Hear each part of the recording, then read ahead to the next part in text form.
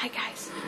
So, I was looking for a poem that I could cover today that would sort of go along with the geeky theme for the month. And I was having some trouble finding one, and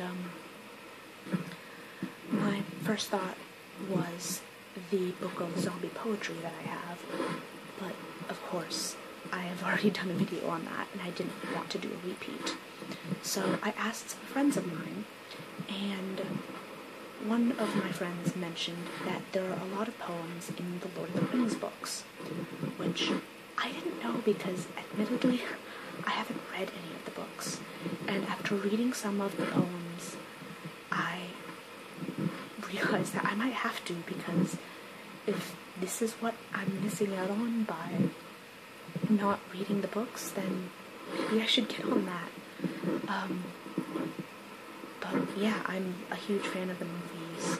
I just never quite got around to reading the books. I have them. They're just in the stack of books that I have yet to read. So, there's that. I couldn't quite find where the books were, so admittedly they are somewhere in my dad's bookshelf.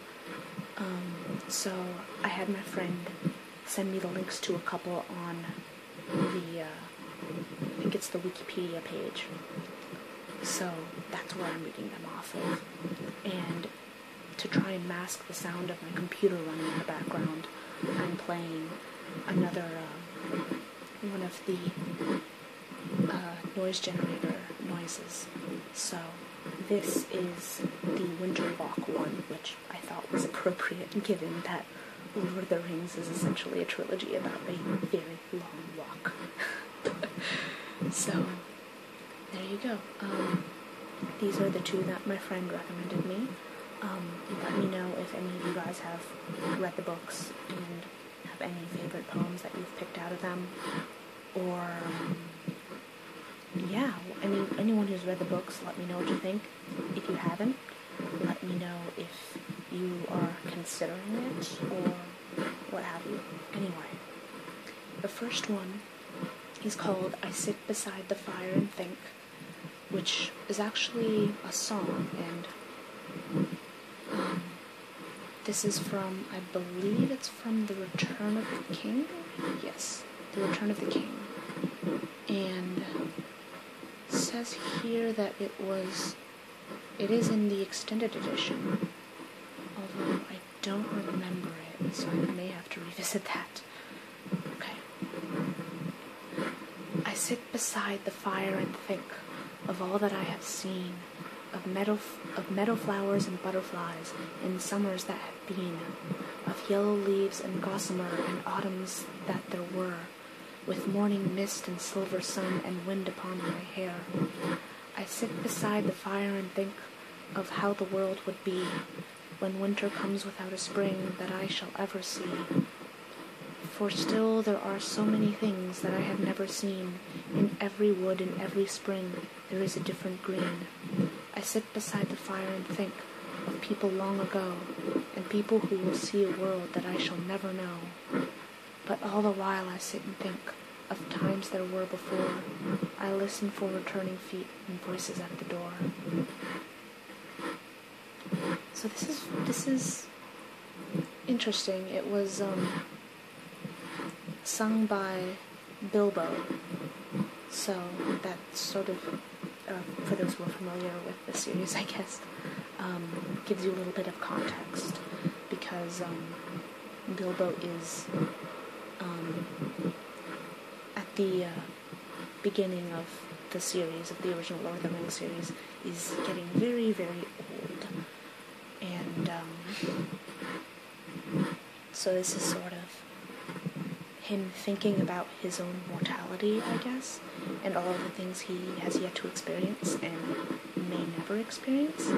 But at the same time, I like that bit at the end where he listens for returning feet and voices at the door and times there were before, and a little bit of, not quite hope, but a little bit of recognition for all that he has experienced, and for the fact that even though there's so much left to experience.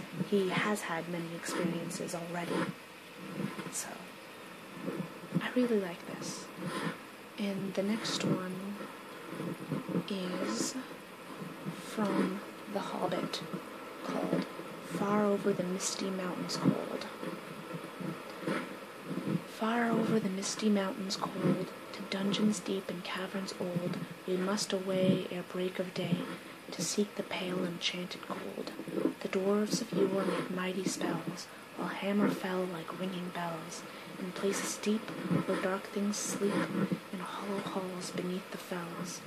For ancient kings and elvish lord, their many a gleaming golden hoard, they shaped and wrought, and light they caught, to hide in gems on hilt of sword.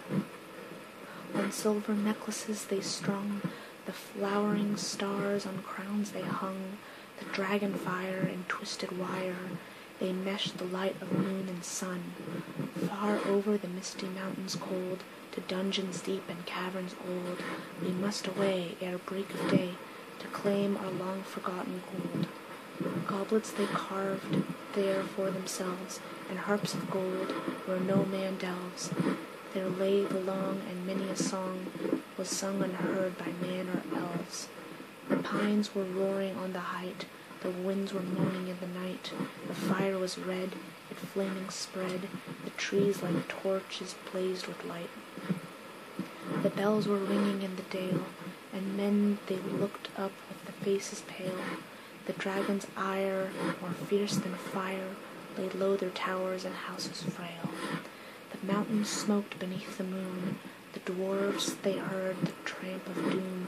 They fled their hall to dying fall, beneath its feet, beneath the moon. Far over the misty mountains grim, to dungeons deep and caverns dim, we must away ere break of day, to win our harps and gold from him.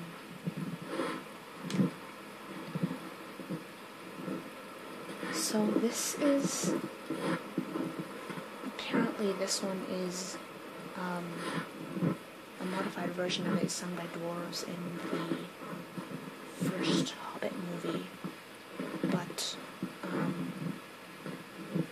yeah, it's interesting. We don't, at least in the movies, in the Lord of the Rings movies, we don't get to see, I guess, that much of the dwarves, aside from, you know, Gimli and the brief part where they come upon, I apologize for not knowing all of the terms and the names of places, but I know at one point they come across an old dwarf settlement and there's no one there. But I know that in The Hobbit they expand on that a lot more, and that's always something that I found really interesting. I know a lot of people tend to fixate on the elves, you know, the high elves and how glorious and glamorous they are, but I don't know. The dwarves are rather cute. And again, in Lord of the Rings they show more of elves and hobbits than they do of dwarves. But yes, there we go. There's not really much that I can say about this. Admittedly, Lord of the Rings isn't a series that I got too deep into the lore of. My best friend is a huge Lord of the Rings nerd, so most of what I heard of it was from her, and most of it was about the elves and, you know, the archery and the language and the music and all of that stuff. So I can't really give much background on these poems as I would have if I had delved deeper or if I had actually read the books. And it has been years since I've seen any movie in the series, so I've yet to see the latest Hobbit movie, so I need to get on that as well. But yes, there you go. Yeah, let me know what you think of these poems. I realize that I tend to read a lot of non-traditional poetry, and I mean this falls into more of the traditional rhyming scheme, and I'm curious as to whether that is more likely to trigger you guys on the ASMR front, whether, rhyme and meter tend to play a role in that, or if, because I know some people are triggered by rambling, so maybe in that sense, more free verse style would be more triggering, but I don't know, let me know what you guys think on that front, and as well on the poetry and Lord of the Rings.